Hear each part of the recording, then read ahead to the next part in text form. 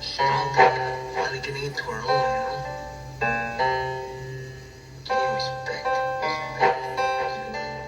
Make it, carnal. No fake it, just take it. What's good, everyone? It's your boy Santo G, back at it. You already know, spreading unity, prosperity, and respect. Above all, if you're new here, do me a favor. Hit that subscribe button, tap that notification bell, and they also got a new hype button. Hit that hype button, that way it recommends this video to other people. We could get this channel to the roof, man. I appreciate everybody tapping in. So today, I wanted to talk about back then when I hit reception in 2010, the game that these counselors were playing with the homies.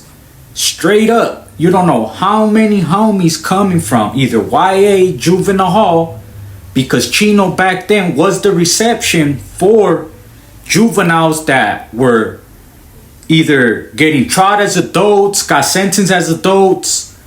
But when you get sentenced, we were all sent to YA. You go to YA, as soon as you turn 18, they send you to prison. Then from prison, you go to whatever prison you're going to serve out the rest of your sentence. If you don't got life. There was a lot of homies that had life.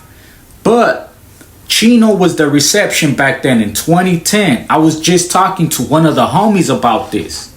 We were talking about how a gang of homies that we was with in Juvenile Hall, I'm talking about straight G's, catching fades left to right, with the business. They're actually there for doing something, so that shows they're with the business, you feel me? So not only did they do something on the streets, but they were inside Juvenile Hall catching fades, just running amok. Now you get to prison, right?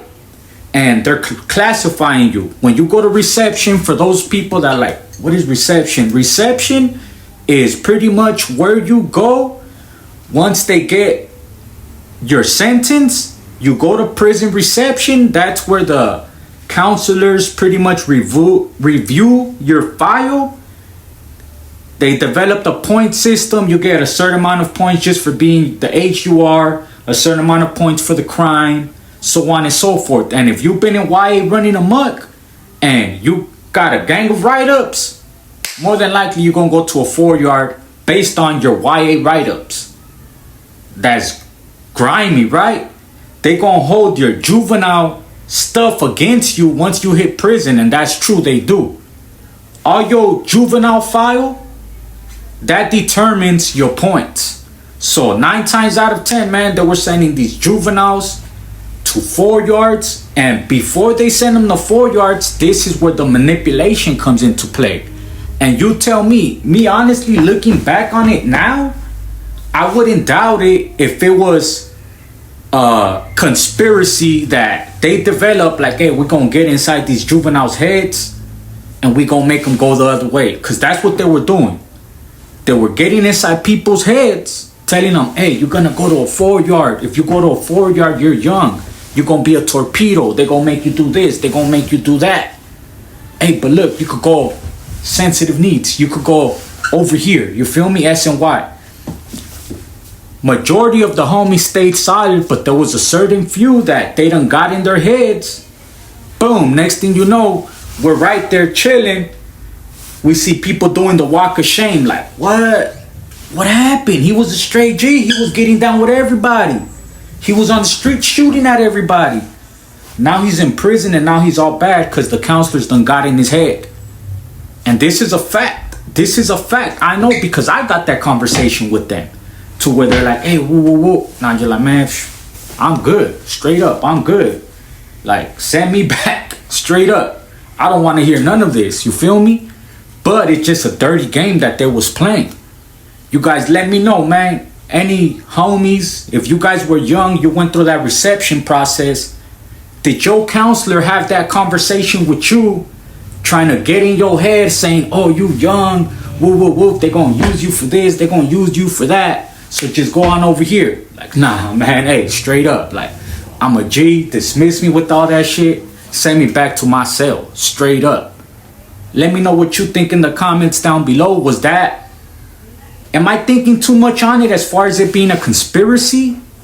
Or is this a fact? Do they go to work with that intention? Like, okay, I'm going to disrupt this whole system. I'm going to disrupt. Because they know once a motherfucker does that, they all back. You can't go back to your hood. You can't go back to your city. Now you got a target on your back. But it was a good thing, right?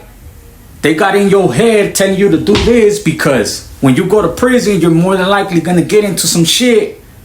So now they done got in people's heads, made them do this, not knowing that by them doing that, the repercussions are way worse. It is way worse. You're better off going and taking your chances than just hanging up the cleats. That's my point of view. But I feel like some of them probably did go with the intentions of, I'm going to disrupt this whole process. You feel me?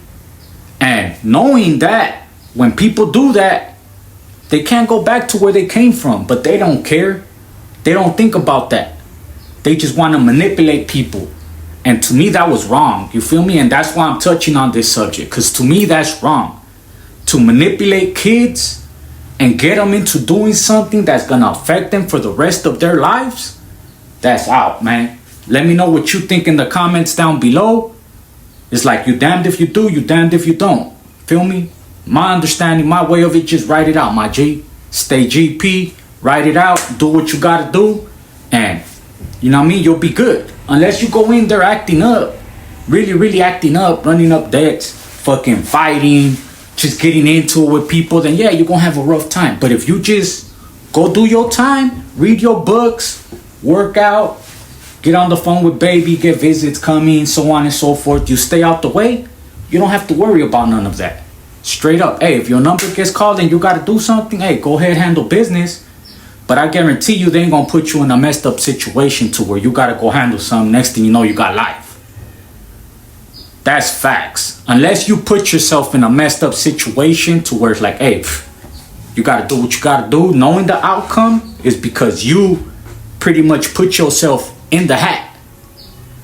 You feel me? That's my take on it. Let me know what you guys think though. It's your boy Santo G. Real, raw, and uncut. You already know unity, prosperity, and respect above all. Because it all starts with respect. You got to give respect to get it. If you guys haven't seen this vlog that's playing in the background, go ahead and check out my new vlog, man. Inglewood City of Champions Hispanic Heritage Festival on Market Street. Lots of nice lowriders. They got food, music. I ain't gonna lie, man. The community showed up, popped out, showed up and showed out, man. So go watch that vlog. Give it a like. Hype it up if you can. Share it. But I appreciate everybody tapping in. Let me know if there's anything specific you want me to touch on in the comments down below, and I'll get to it. Like I said, I'm gonna have more videos rolling out. I'm gonna start with the beginning of my story. Now that I'm able to articulate myself and express myself much better, I'm gonna just start from the beginning and just go on out. So I appreciate everybody that's still here rocking with your boy, man, and I ain't gonna let you down. Let's get it. That all clica, strong, finally getting into our own.